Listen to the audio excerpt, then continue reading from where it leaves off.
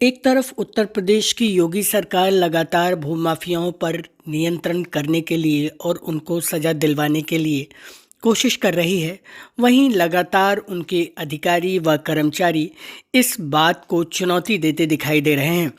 शासन की मंशा के अनुरूप लगातार न केवल जिला प्रशासन व तहसील प्रशासन के लोग भूमाफियाओं पर शिकंजा कस पाने में नाकाम हो रहे हैं, बल्कि तमाम लोगों को इस प्रकार से दिक्कत भी पेश आ रही है। सिद्धार्थनगर जिले के इटवा तहसील से जुड़ा हुआ है। यहाँ पर प्रार्थी मुबारक रजा ने दर्जनों प्रकार से अधिकारियों व मुख्यमंत्री समेत अन्य लोगों को शिकायती पत्र भेजते हुए यह आरोप लगाया है कि उनके पुश्तैनी यानी कि पिता के द्वारा खरीदे गए एक ज़मीन पर अवैध कब्जादारों द्वारा कब्जा किया जा रहा है। गांव सिंघोरवा तिवारी के रहने वाले मुबारक रजा पुत्र अब्दुल वहाद ने आरोप लगाया है कि उन्होंने अपने भाई फैज़ान रजा के साथ कई बार अपनी ज़मीन को खाली करवाने व उससे अवैध कब्जा हटवाने के लिए प्रार्थना पत्र देकर गुहार लगाई है। आरोप है कि उनके पिता ने एक ज़मीन का बैनामा लिया था जब वह नाबालिग हुआ करते थे। दिनांक 6/10/1994 को तत्कालीन गाटा संख्या 48/2 और 48/5 का बैनामा इटवा तहसील में उनके पिता द्वारा करवाया गया था। जब यह बैनामा हुआ तब तहसील व उक्त गांव में चकबंदी की प्रक्रिया चल रही थी।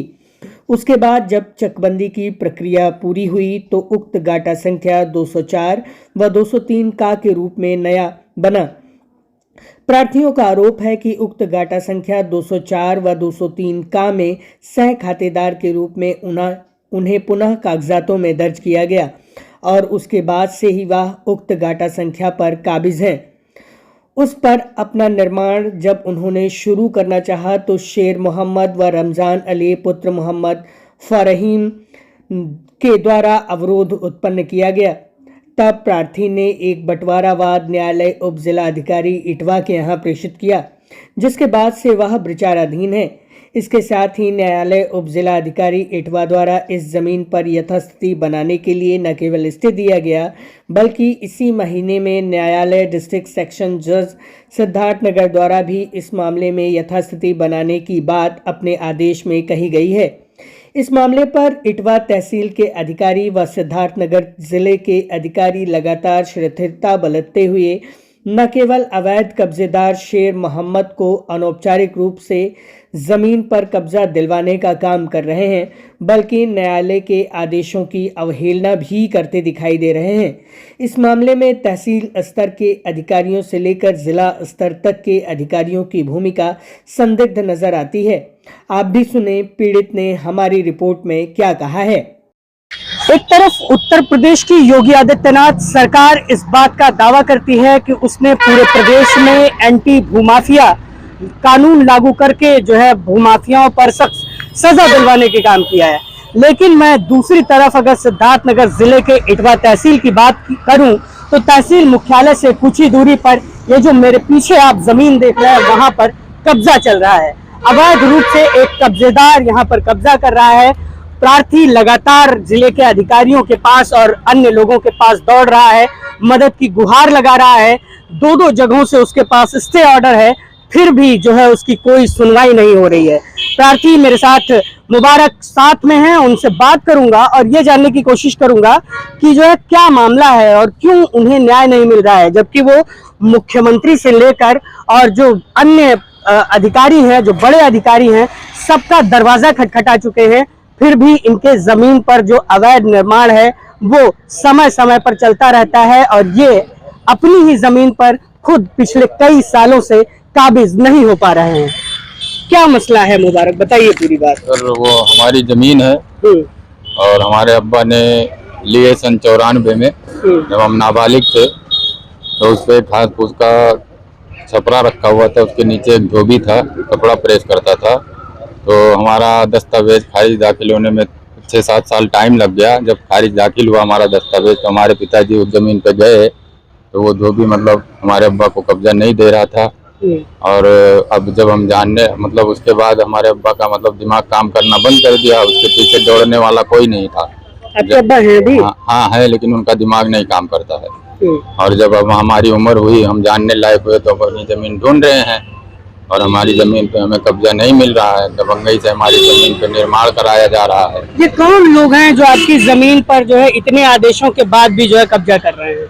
है मतलब यही कि हमारे गांव के पास के भाव। गांव कौन सा है आपका? हमारा गांव शिवरवा तिवारी। तो ये कौन लोग हैं जो लोग कब्जा कर रहे हैं? मीरा के हैं। ये हमारे शेरू सेठ, उनके तरफ से ये निर्माण हो रहा है। हम पुलिस थाने पे जा रहे हैं, वहाँ भी हमारी नहीं कोई मदद की जा रही है। थाना अध्यक्ष क्या कहते हैं आपसे? अब जाते हैं यहाँ वहाँ दौड़ा रहे हैं, कुछ वहाँ से हमको मदद नहीं मिल रही है। तहसील पे जा रहे हैं, वहाँ से भी हम भगाए जा रहे हैं। हमारी कहीं सुनवाई नहीं हो रही है। आपने मुख्यमंत्री जी को लेटर दिया था, ये लेटर मेरे पास है। मैं कैमरा सहयोगी से कहूँगा दिखाएं। ये लेटर जो है मुख्यमंत्री को इन्होंने भेजा और मुख्यमंत्री ने इस पर जो है संज्ञान लेते हुए अधिकारियों को दिशा निर्देशित भी किया और जिला अधिकारी सिद्धार्थनगर के पास भी लेटर भेजा कि आप जो है इस मामले को निस्तारित करवाएं। लेकिन पिछले 94 यानी कि सन 1994 से ये मामला लंबित है और लगातार इस पर जो है कोई कार्रवाई नहीं की जा रही है। बताइए क्या हुआ फिर? सर उसके बाद में हम गए थे मुख्यमंत्री के पास सर, वहाँ से भी हमको एक कागज मिला था, हम लेके आए। लेकिन उसके बिना पर भी यहाँ पर कोई मदद हमें नहीं मिल रही है सरकार की तरफ से। हमें सरकार की तरफ से मदद चाहिए। हम बहुत परेशान हो चुके हैं दौड़ के।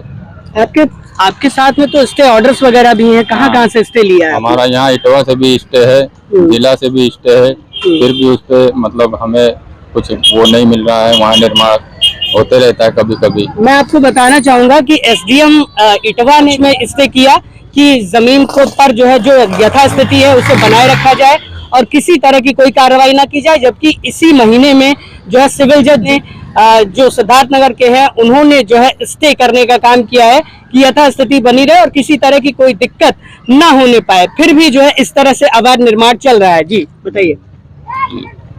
सर हम मतलब दौड़ रहे हैं, यहाँ वहाँ भाग रहे हैं, लेकिन हमारी मदद नहीं की जा रही है। कितने साल से दौड़ रहे हैं आप?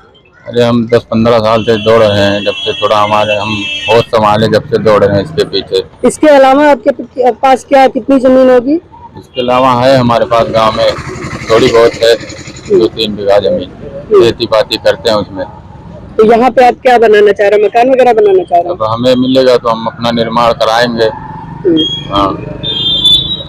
तो ये थे मेरे साथ मुबारक जिन्होंने पूरी कहानी बताई अपनी। और मैं पीछे आपको दिखाना चाहूंगा कि ये जो जमीन है वो ऐसे ही पड़ी हुई है। पिछले 94 यानी कि सन 1994 से इस पर जो है अवैध कब्जादार ने कब्जा कर रखा है।